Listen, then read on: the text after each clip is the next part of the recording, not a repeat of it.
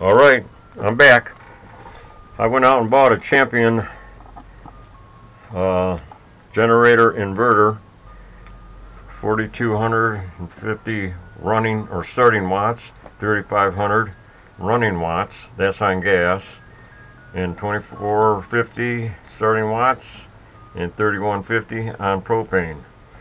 Now, one of the changes I made was the sorting unit, the recoil, was this way here. This was pulled that way. This whole thing spins around. And I'm going to end up putting this in a box. And it didn't make any sense for me, seeing how all your controls, all your plugs are over on this side here. They have this at the back of the box, which means I have to go to the back of this and pull start it this way here, which didn't make a whole lot of sense in my situation, at least. So I changed that to pull start in the front, and I'll show you that as we go along here. Now this side panel here, that's for propane there, and then this is in the off position, and that over there is to the gas. And if you throw it right there, then that'll run all the gas out of the carburetor, and it'll shut down when it's empty. So that's one way to empty your gas out of there. And let me spin this thing around.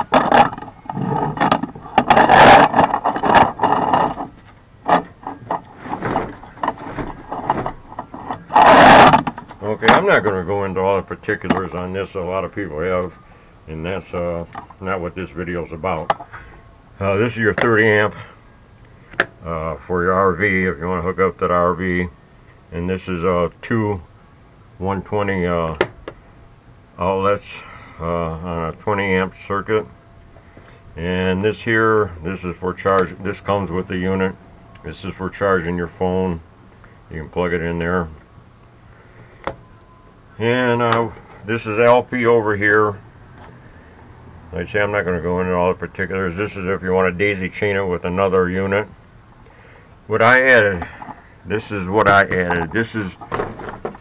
That's a watt meter that I bought. And what that is going to do, that's going to tell me how many watts, like a hair dryer. I don't have to do the math on it to figure out the number of watts. I just plug it in here, and this is going to give me a running tally of what I have plugged in here and in here, the way I've got it wired. So if I plug a hair dryer into here and a toaster into here, it'll give me a combination of the two. If this is 1,000 watts over here and this is drawing 1,500 over here, that gives me 2,500. I just subtract that from the 3,500, and that tells me how many watts I have open to use. So I can add another unit or lights or whatever I want to it. Well, I'm going to pull this apart and show you what I added, and I'll leave in the description, I'll leave all the particulars on where to buy this watt meter if you're interested in doing it. Come on, bear with me here. Okay, this is the unit here.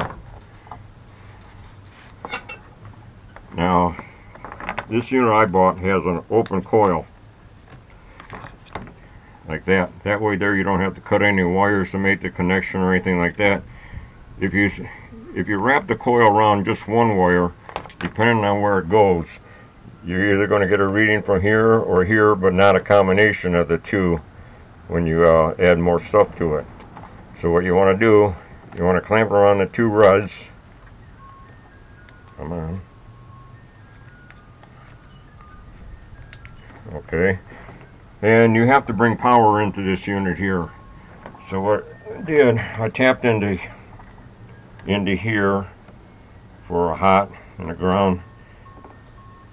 So then I bring it over here and I connect it here, and then this wire here, these two wires, do not cut these wires. They're set to a specific length, and if you cut them, I don't know what will happen, but I read where you don't want to cut them because they're all Z'd out to whatever dimension they have to be. So now what's going to happen is, they say I'll leave it where I bought it. I'll put this thing back together here, and I'll turn it on and I'll show you what it does.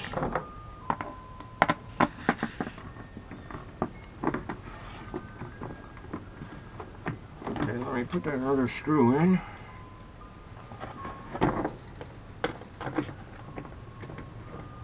Okay. So what I'm going to do, I'm going to plug in my, pick up the camera first. I'm plugging a hairdryer. But down here is going to tell me how many watts this hairdryer is pulling, which I'll show you in just a second. Let me start this thing up.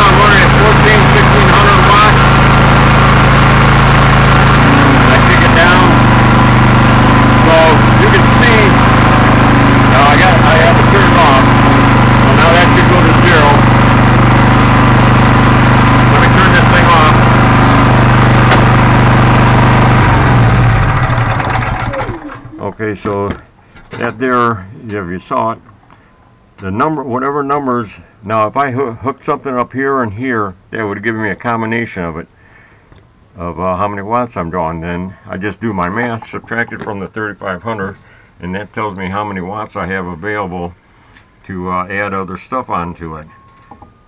So that's basically what I did here, other than changing the pulsar to the side here, which is going to make it a lot nicer when it goes inside a box.